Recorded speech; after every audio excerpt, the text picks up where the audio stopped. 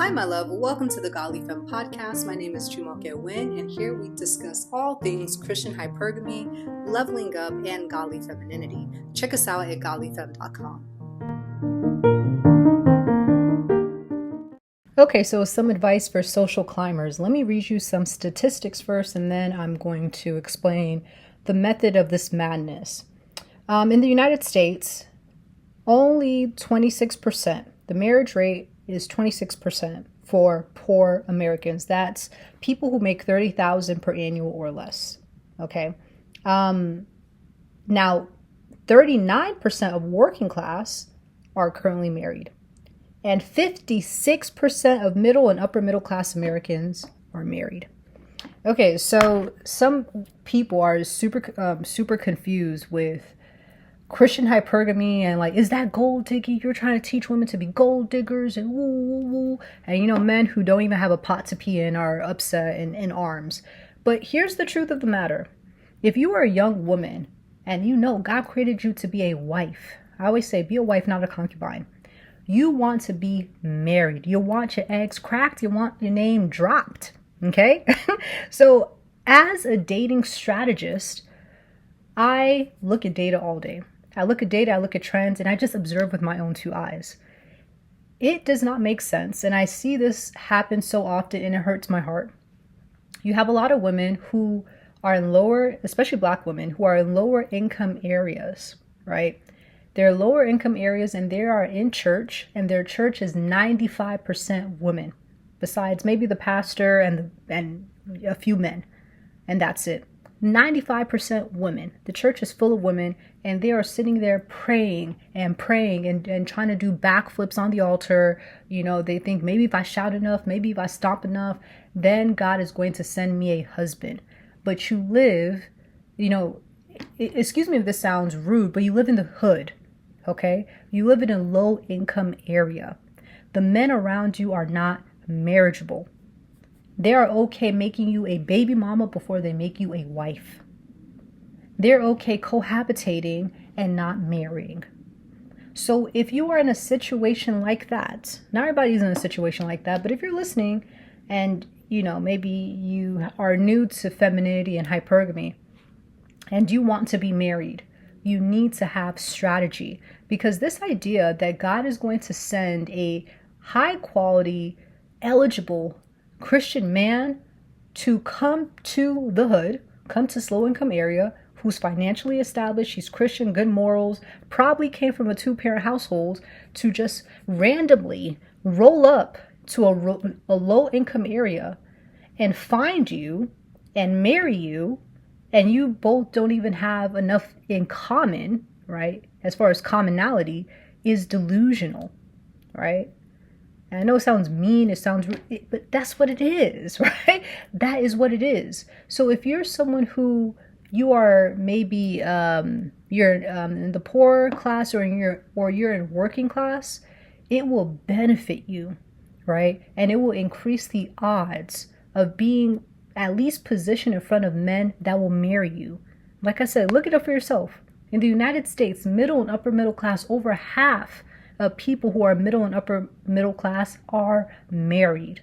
1 in 2 versus 1 in 4. Okay?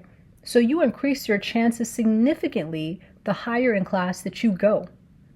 So for some women, social climbing is actually an advantageous strategy that they should employ if they want to be hypergamous. Not just hypergamous, but if they just want the ring. Because like I said, men of lower socioeconomic status, they're not rushing to marry women. They're not in the market for marriage. They're in the market for hookups. They're in the market for long-term relationships that don't lead to marriage. So don't waste your youth, right? And I say this, and women and men feel the type of way, but a man's readiness for marriage is highly correlated with his establishment as a man.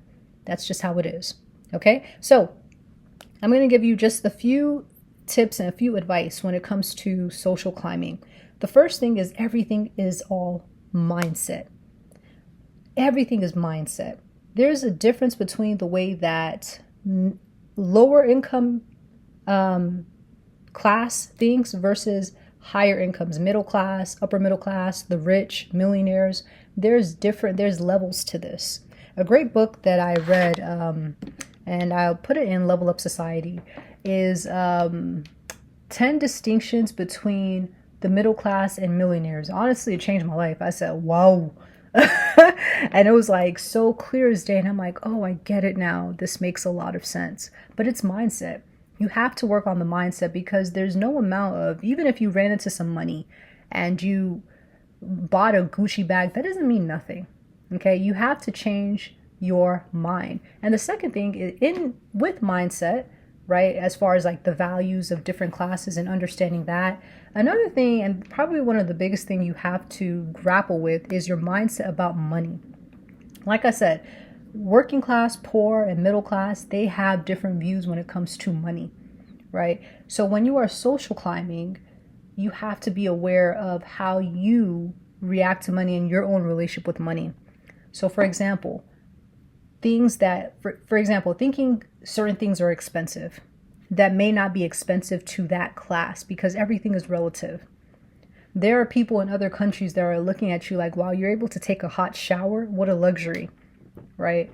Don't walk into certain stores and certain restaurants or certain places where people have money and be like, wow, that's so expensive, and start making a huge deal and a show about price, right?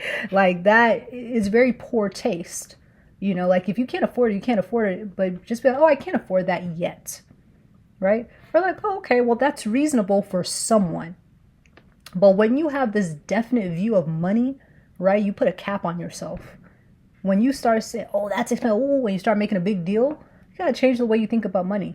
Even when it comes to budgeting, right? Budgeting, investing, you need to know how money works if you're going to social climb. That's probably the biggest thing.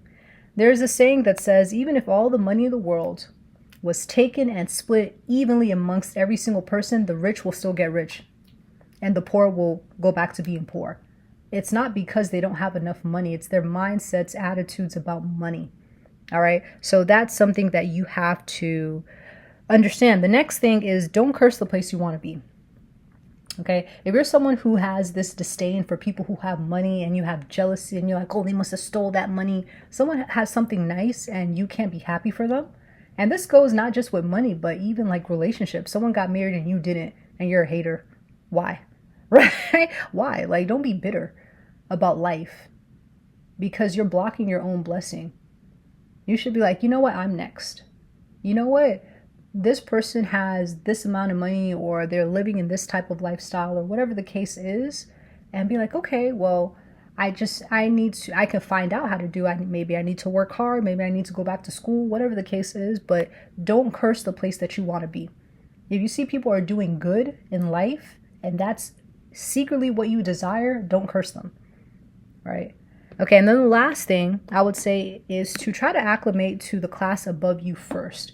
Everybody tries to jump to billionaire Bill Gates status. Like, I mean, come on. Like, everyone's not going to bag a billionaire. If you're poor, try to just acclimate, or poor class rather, try to acclimate to working class, or at least middle class. If you're working class, middle class, or upper middle class, right? Because just that alone, just acclimating to the next class above you, still significantly increases your odds of encountering and being positioned in front of men who are more marriageable. So that's my little advice on social climbing. Maybe I'll do a part 2 later on, but let me know what you think, and I'll speak to you later. Bye.